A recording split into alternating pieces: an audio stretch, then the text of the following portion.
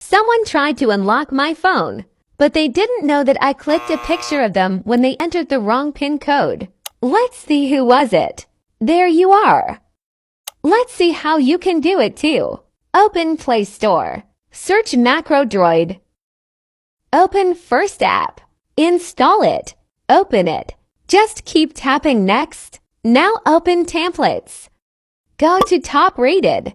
Open Intruder Photo. Now tap on this Add button. Now give it permission to take a picture of the intruder. Now tap on Macros. Open Intruder Photo. Tap on Take Picture. Configure. Front Facing.